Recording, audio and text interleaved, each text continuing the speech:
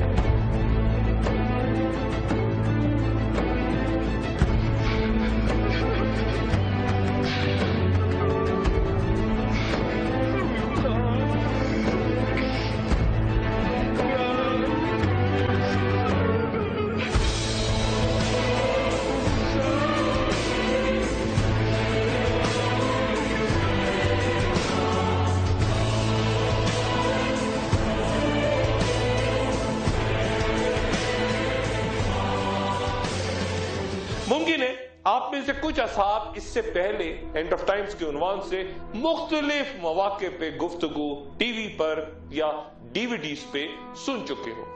میں پہلے بھی اس قسم کے یہی پروگرام کر چکا ہوں، لیکن کیونکہ اس کے بعد دنیا بھر سے بے شمار سوالات آتے رہے اور اب تک آ رہے ہیں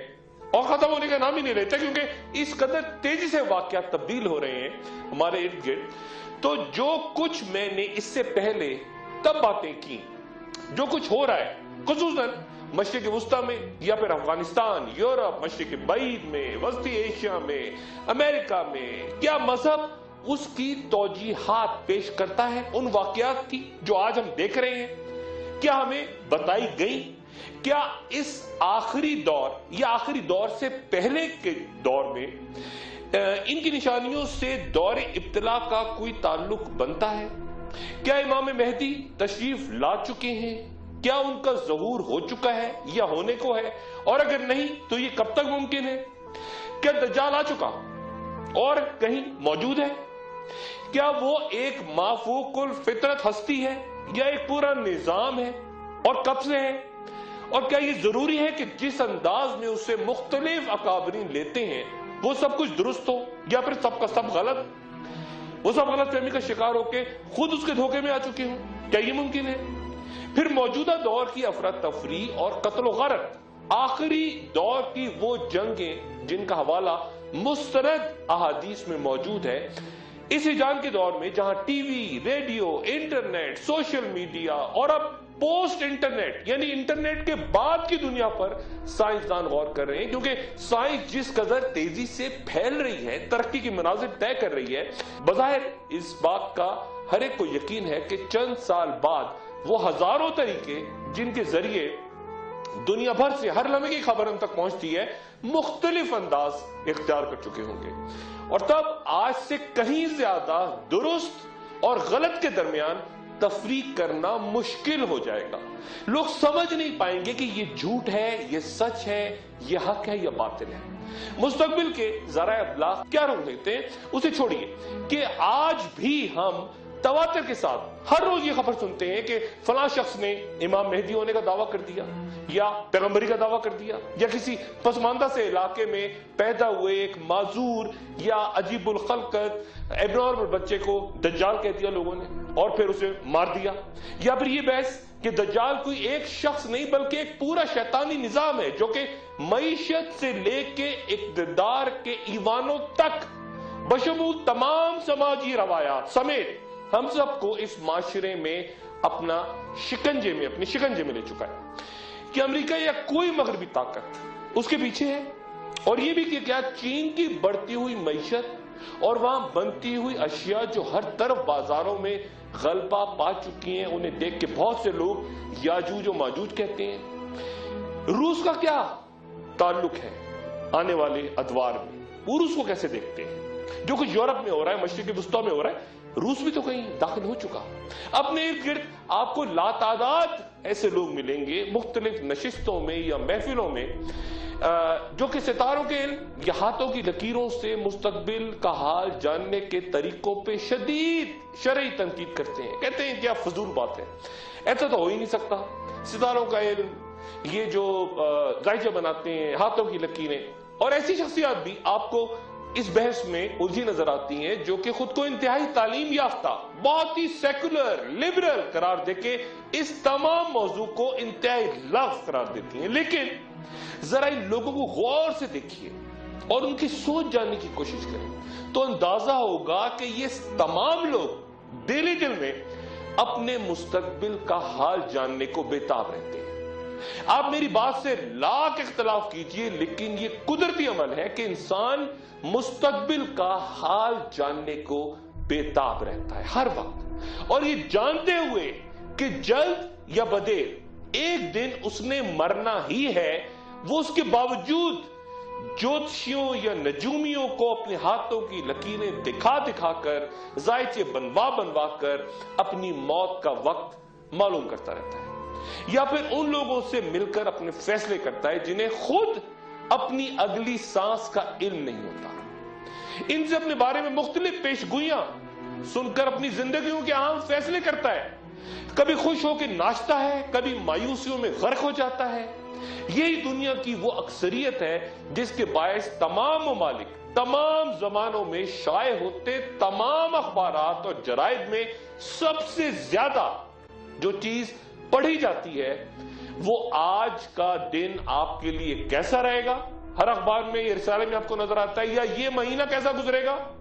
या फिर हर साल के इख्तिताम पे इसी से मुताल्लिक शाये होती किताबों की तादाद दीगर तमाम किताबों से दुनिया में ज्यादा होती। जब मैंने एंड ऑफ टाइम के हवाले से कई साल पहले प्रोग्राम पेश किए और उसके बाद भी,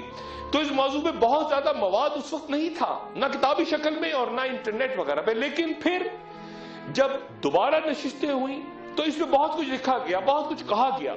और जहां बहुत से जय्यद उलमाए कराम ने इस पर नए अंदाज में मुख्तलिफ हवालों से तहकीक की, वहीं गुमान और वहम और अंदाजों और अंदेशों की बुनियाद पर इस कदर गलत मवाद भी सामने आ गया बदकिस्मती से कि बेशुमार लोग मजीद भटक के गुमराही की तरफ चले गए। और इसीलिए मैं लाजिम समझता हूं कि इंसान जब भी गुफ्तगू करे या सुने तो एक नुक्ता ज़हन में रखे कि जिस तरह मौत जिंदगी की हकीकत है, इसी तरह आखिरत भी दरअसल इस दुनिया की हकीकत है। और यह भी कि अगर यौम आखिरत ना होने और जज़ा और सजा का तस्वुर ही ना हो तो फिर क्या ये सारा कारखाना हस्ती अल्लाह ताला ने सिर्फ इसलिए तश्कील दिया कि 4 दिन खेल कूद करो, अयाशी के दिन यहां गुजारो, खाओ पियो, जो कुछ करना है करो, कारोबार करो, दुकानें खोलो, पैसा कमाओ और खेल खत्म। कयामत अरबी जबान का लफ्ज है और लुगत में इसके मानी है खड़ा करना, यानी मुर्दों को कब्र से खड़ा करना या एक बार फिर जिंदगी की तरफ लाना। लेकिन इसका वक्त क्या है, ये कब आएगी? हजारों साल की तरह इंसान आज भी इस सवाल का जवाब ढूंढता है और تلاش کرتا ہے کہ کہیں سے اسے جواب ملے. اور تبھی اللہ تعالیٰ سورہ آراف کی آیت نمبر 187 میں فرماتے ہیں کہ لوگ تجھ سے پوچھتے ہیں کہ اس کے قیام کا وقت کیا ہے، تو کہہ دے کہ اس کا علم تو صرف میرے رب کے پاس ہی ہے، وہی اس کو وقت پہ ظاہر کرے گا. وہ زمینوں اور آسمانوں پر بھاری چیز ہے، تم پر اچانک ہی آ جائے گی. تجھ سے پوچھتے ہیں کہ گویا تو اس کے سراغ میں لگا ہوا ہے، تو کہہ دے کہ اس کا علم تو صرف اللہ ہی کو ہے. لیکن اکثر لوگ اس بات کو نہیں جانتے. پھر اللہ تعالیٰ سورہ بنی اسرائیل میں فرماتے ہیں اور وہ کہتے ہیں کہ قیامت کب ہوگی، تو کہہ دے کہ عجب نہیں کہ قریب آ لگی ہو. قیامت کا تذکرہ تمام انبیاء کرام نے بیان فرمایا، تمام قوموں کے سامنے جہاں جہاں وہ آئے. چونکہ رسول اللہ صلی اللہ علیہ وآلہ وسلم کے بعد کسی پیغمبر، کسی نبی نے آنا ہی نہیں تھا، اس لیے آپ نے تفصیلاً اس کا ذکر فرمایا. حضرت حذیفہ رضی اللہ تعالیٰ عنہ سے روایت ہے کہ رسول اللہ صلی اللہ علیہ وآلہ وسلم ایک روز ہمارے درمیان کھڑے ہوئے اور اس قیام میں آپ صلی اللہ علیہ وآلہ وسلم نے قیامت تک ہونے والا کوئی واقعہ نہیں چھوڑا جو آپ نے اس دن ہمیں نہ بتا دیا ہو. جس نے یاد رکھا یاد رکھا، جو بھول گیا وہ بھول گیا. اور آپ صلی اللہ علیہ وآلہ وسلم نے ہمیں جن واقعات کی خبر دی ان میں سے جو میں بھول گیا، اور وہ جب بھی رونما ہوتے ہیں تو مجھے یاد آتا ہے جیسے جب کوئی آدمی غائب ہو جائے تو اس کا چہرہ بھول جائے، لیکن پھر جب وہ سامنے آتا ہے تو یاد آ جاتا ہے. ارشاد باری تعالیٰ ہے اور کفر کرنے والے بس دنیا کی چند روزہ زندگی کے مزے لوٹ رہے ہیں اور جانوروں کی طرح کھا پی رہے ہیں، اور ان کا آخری ٹھکانہ جہنم ہے. قیامت کی نشانیاں دو انداز میں ہمارے سامنے آتی ہیں. ایک قرآن شریف جہاں زیادہ تر ان کا ذکر ہے جو بالکل قیامت کے قریب ظاہر ہوں گی، لیکن احادیث میں جو دوسرا رستہ ہے ہم تک ان نشانیوں کے پہنچنے کا، وہ قریب اور دور ہر زمانے کا بیان ہے. اور اگر ہم بغور ان نشانیوں کا مطالعہ کریں تو کئی شرعی احکام اور فقہی مسائل بھی ہمارے سامنے واضح ہو جاتے ہیں. مثلاً دجال کے زمین پہ ٹھہرنے کا واقعہ جب بیان ہوتا ہے تو کہا گیا کہ ایک دن مہینہ اور مہینہ سال کے برابر ہوگا.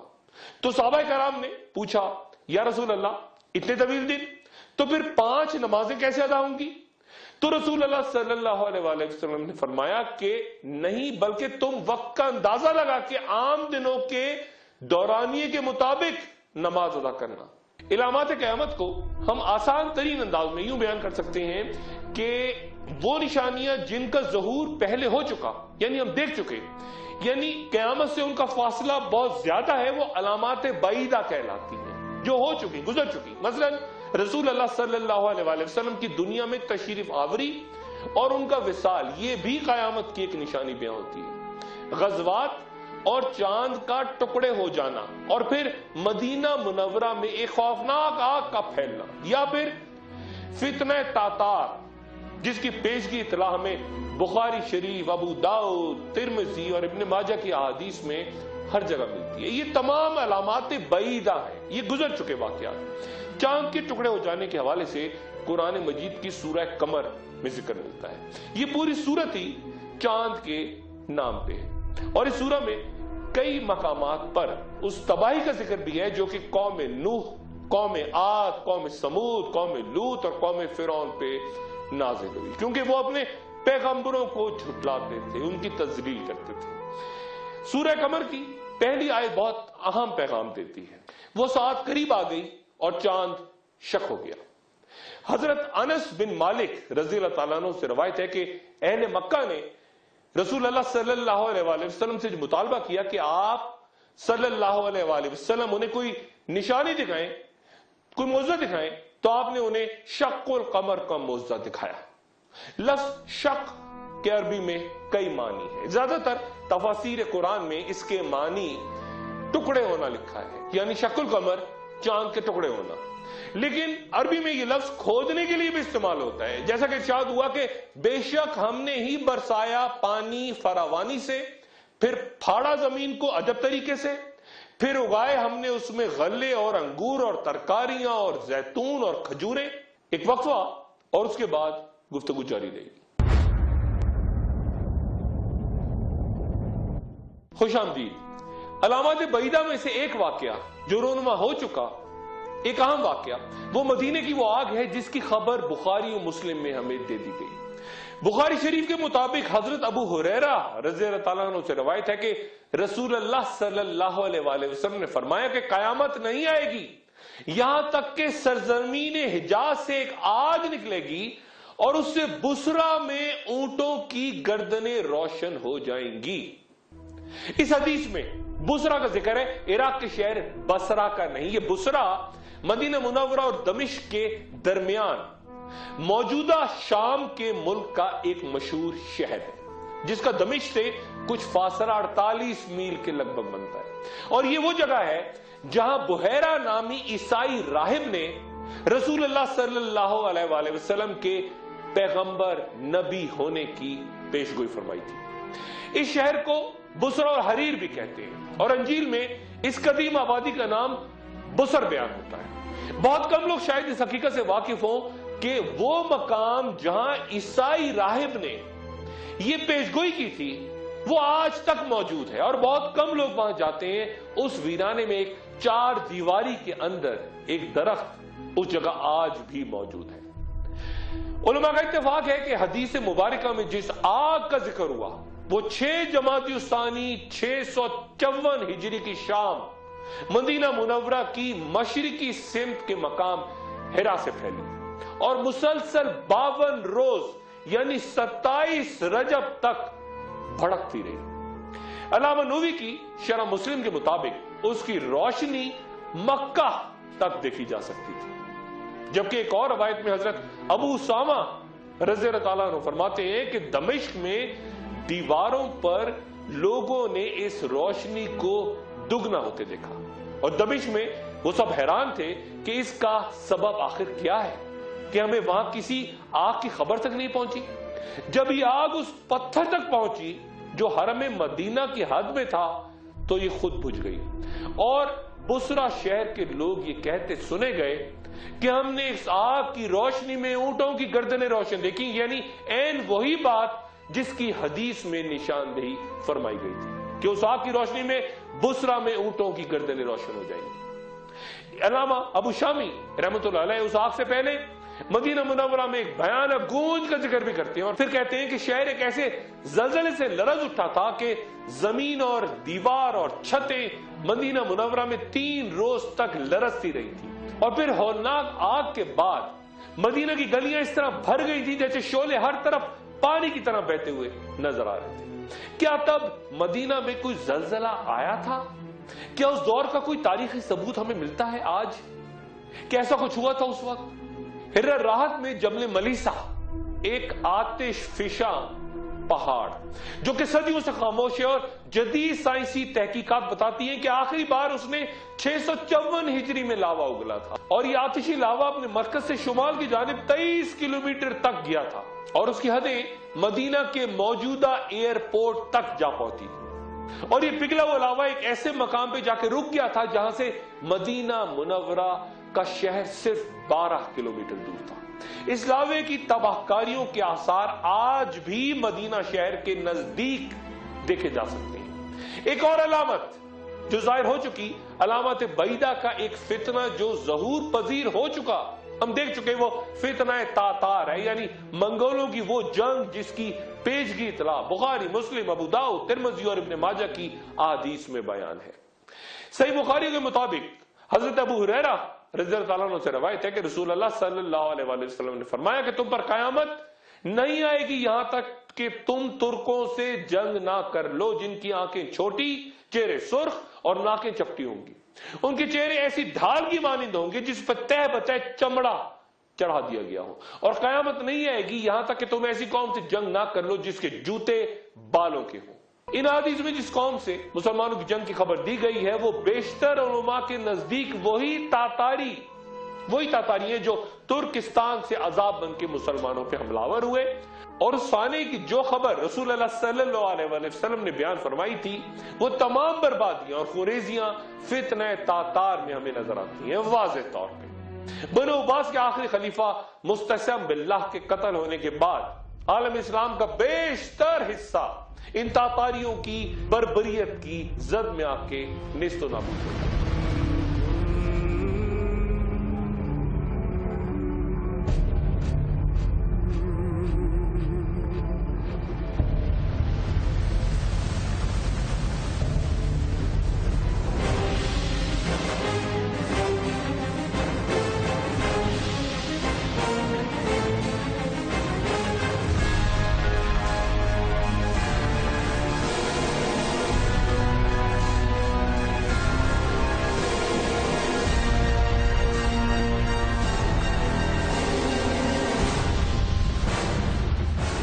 غور فرمائیے کہ پھر خود یہی قوم اسلام قبول کر کے امت اسلامیہ کا حصہ بن گئی۔ شارح مسلم علامہ نووی رحمۃ اللہ علیہ نے تاتاریوں کا یہ دور اپنی آنکھوں سے دیکھا ہے، اور وہ اس حدیث مبارکہ کے بارے میں فرماتے ہیں کہ حملہ آور قوم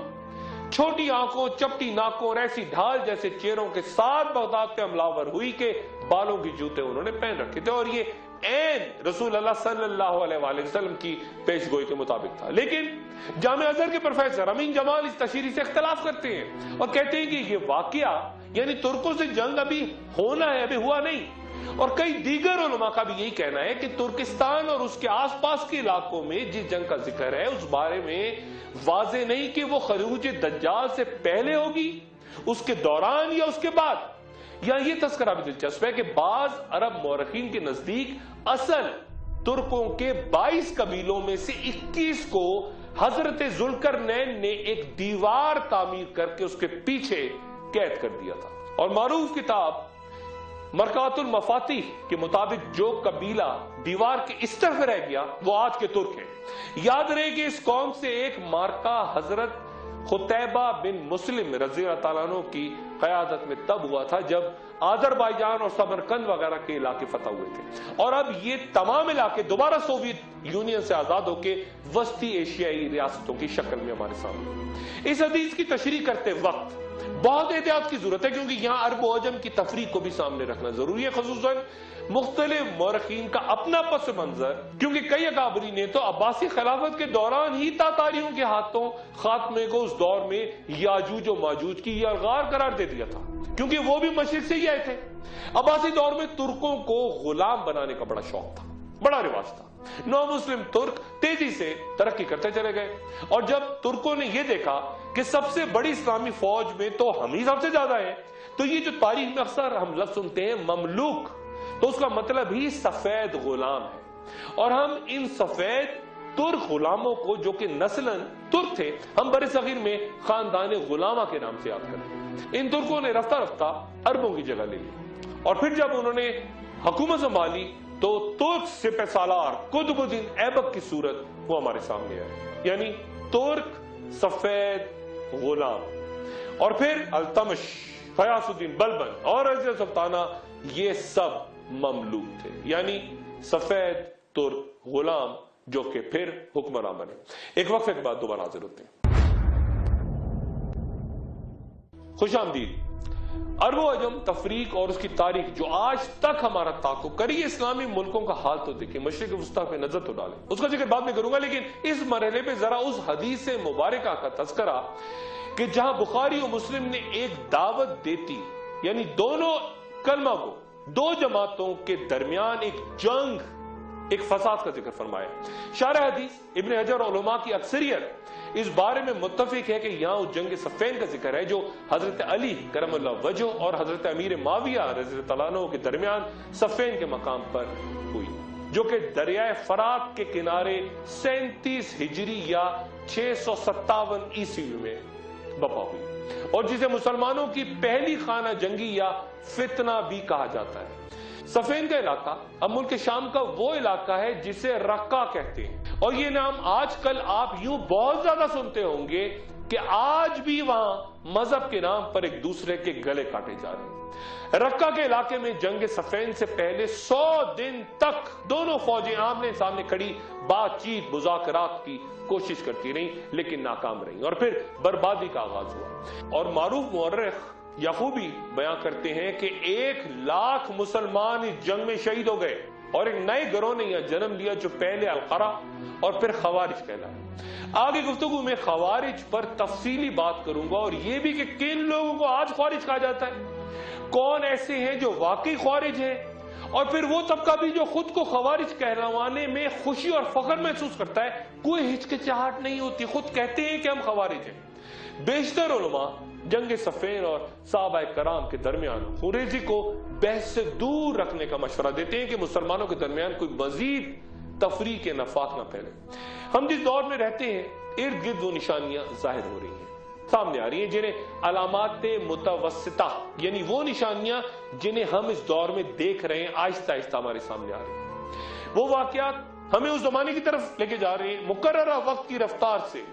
جہاں علامات کبریٰ تیزی سے پھر ہمارے سامنے آئیں گی، اور پھر اس کے بعد چونکہ کئی واقعات یعنی ظہور امام مہدی، حضرت عیسیٰ علیہ السلام کی دوبارہ تشریف آوری، آخری جنگ، خوریزی، یہ سب کچھ گزرے اور موجودہ دور سے کسی نہ کسی انداز میں مربوط ہے۔ اس لیے انہیں سمجھنے کے لیے ہمیں ماضی کا سفر، کبھی زمانے کا جائزہ اور کبھی مستقبل کی طرف آنے والی گفتگو میں جانا پڑے گا۔ گویا تاریخ بھی تسبیح کے دانوں کی طرح ایک دوسرے سے جڑی اور پھر ہر دانہ دوسرے دانے کے گرنے کے ساتھ چلتا ہے، اور جو رسول اللہ صلی اللہ علیہ وآلہ وسلم نے 1400 سال پہلے فرمایا تھا اس پہ ذرا غور فرمائیے اور پھر اپنے ارد گرد دیکھیے تو عقل دنگ رہ جائے گی۔ حضرت عمر بن خطاب رضی اللہ تعالیٰ عنہ سے روایت ہے کہ رسول اللہ صلی اللہ علیہ وآلہ وسلم نے فرمایا کہ لونڈی اپنی مالکن کو جنم دے گی، اور یہ کہ تو دیکھے گا کہ برہنہ پا، ننگ دھڑنگ، محتاج، بکریاں چرانے والے اونچی عمارتیں تعمیر کریں گے۔ اس حدیث کے پہلے حصے کے بارے میں کئی علماء کا کہنا ہے کہ یہاں بعد میں جو اسلامی فتوحات ہوئیں مختلف علاقوں میں اس طرف اشارہ ہے جہاں پہ کثرت سے لونڈیاں قیدی بنا کے لائی گئی، اور پھر ان لونڈیوں نے بچوں کو جنم دیا، پھر انہیں حرم میں رکھنے کا رواج ہو گیا، اور پھر ان کنیزوں نے جو کردار ادا کیا اسلامی تاریخ ان محلاتی سازشوں سے بھری پڑی۔ جبکہ کچھ علماء کا اصرار ہے کہ اس حدیث میں نافرمان اولاد کی جانب اشارہ ہے کہ بیٹی اپنی ماں سے اس طرح پیش آئے گی، ایسا سلوک روا رکھے گی جیسے ماں اس کی نوکر اس کی غلام ہو۔ تشریح اس حدیث کی جس انداز میں بھی آپ کریں، دونوں مختلف نقطہ ہائے نظر رکھتے دونوں ہی واقعات ہمارے سامنے واضح طور پہ آ چکے ہیں۔ پھر حدیث کے دوسرے حصے میں نظر ڈالیں تو دبئی سے لے کے جدہ اور مصر سے لے کے اردن تک مقابلہ کس بات پہ ہوتا ہے آج کل کہ کس نے دنیا کی پہلی بڑی یا دوسری یا تیسری بلند عمارت تعمیر کی، کہاں زیادہ بڑا شاپنگ مال موجود ہے، اور کس نے زیادہ بلند ٹاور تعمیر کر لیا۔ غرور و تکبر، شان و شوکت اور خود نوائی کے وہ مناظر جنہیں 1400 سال پہلے آخر الزماں کی ایک علامت کے طور پہ بیان فرمایا گیا تھا۔ اور پھر ایک اور روایت کہ جب آپ دیکھیں کہ ننگے پاؤں چلنے والے بھوکے اور بے بس فقیر لوگوں کے سردار بن جائیں تو یہ قیامت کی نشانیوں میں سے ہے۔ آپ صلی اللہ علیہ وآلہ وسلم سے پوچھا گیا کہ یا رسول اللہ یہ بھوکے فقیر کون ہیں؟ تو آپ صلی اللہ علیہ وآلہ وسلم نے فرمایا عرب۔ آج مشرق وسطیٰ کے حالات، قتل و غارت اور مسالک یا قبائل کی بنیاد پر خوریزی دیکھ کر لگتا ہے گویا بلند عمارتوں کے ساتھ ساتھ منگولوں کی دور کی طرح انسانوں کی کھوپڑیوں کی مینار بھی تعمیر ہو رہے ہیں۔ اللہ تعالیٰ سورہ انعام میں فرماتے ہیں اور حد سے مت گزرو، یقیناً وہ حد سے گزرنے والوں کو پسند نہیں کرتا۔ رسول اللہ صلی اللہ علیہ وآلہ وسلم نے فرمایا کہ قیامت اس وقت تک قائم نہیں ہوگی یہاں تک کہ لوگ ایسے گھر تعمیر کرنے لگیں جنہیں کپڑوں کی طرح خوبصورت بنائیں گے۔ اس حدیث کو ایک اور مقام پہ یوں بیان کیا گیا کہ آخری زمانے میں لوگ بہت سی مساجد تعمیر کر کے ان میں نقش و نگار کیا کریں گے، اور مسجد تعمیر کرنے والا اپنی مسجد کی سجاوٹ پہ فخر کیا کرے گا، اور پھر ان مساجد میں لوگوں کے دل عبادت سے ہٹ کے عمارت کے حسن میں گم ہو جائیں گے۔ بہت سے صحابہ نے مساجد کی زینت سے ڈرایا ہے۔ ابن عباس رضی اللہ تعالیٰ عنہ فرماتے ہیں کہ کیا تم اپنی مساجد کو اس طرح راستہ کرو گے جس طرح یہود و نصارہ اپنے عبادت گاہوں کو کرتے ہیں؟ مشکوہ شریف میں حضرت اسامہ بن زید رضی اللہ تعالیٰ عنہ سے روایت ہے کہ رسول اللہ صلی اللہ علیہ وآلہ وسلم ایک بلند مقام پہ چڑھے اور صحابہ کو مخاطب کرتے فرمایا کہ کیا تم اس چیز کو دیکھتے ہو جسے میں دیکھ رہا ہوں؟ صحابہ نے عرض کیا کہ یا رسول اللہ نہیں. آپ صلی اللہ علیہ وآلہ وسلم نے فرمایا کہ میں ان فتنوں کو دیکھ رہا ہوں جو تمہارے گھروں پہ اس طرح برس رہے ہیں جس طرح بارش برستی ہے. اس حدیث مبارکہ میں رسول اللہ صلی اللہ علیہ وآلہ وسلم نے تمہارے گھروں کے ساتھ فتنوں کی بارش کا ذکر کیا ہے. دور حاضر کے علماء T V, radio, internet, social media وغیرہ کے غلط استعمال کے ذریعے غیر مخصوص انداز میں شیطانی یلغار کو گھروں کے اندر فتنے سے تعبیر کرتے ہیں، جس کی جانب اس حدیث میں اشارہ ہوا. آج تقریباً 2500 سے زیادہ سیٹلائٹس ہماری زمین کے گرد حرکت کر رہی، ہر وقت، ہر لمحہ. عرب ہر اس شے کو آسمان کہتے ہیں جو ان کے اوپر بلند ہو. لسان العرب میں لکھا ہے کہ آسمان وہ ہے جو اوپر ہو، آپ پر سایہ کرے. سیدنا حذیفہ بن یمان رضی اللہ تعالیٰ عنہ سے روایت ہے کہ رسول اللہ صلی اللہ علیہ وآلہ وسلم نے فرمایا کہ عنقریب تم پر آسمان سے شر نازل ہوگا یہاں تک کہ وہ فیافے تک پہنچے گا. صحابہ کرام نے پوچھا کہ یا رسول اللہ یہ فیافہ کیا چیز ہے؟ تو آپ صلی اللہ علیہ وآلہ وسلم نے فرمایا کہ بنجر زمینیں. کئی علماء یہاں فیافے سے مراد صحراؤں میں آباد وہ بادہ نشی لیتے ہیں جو اونٹوں اور خیموں کے ساتھ اب نئی زندگی، نئے انداز، سیٹلائٹ ٹی وی کے بغیر ایک روز گزارا نہیں کر سکتے.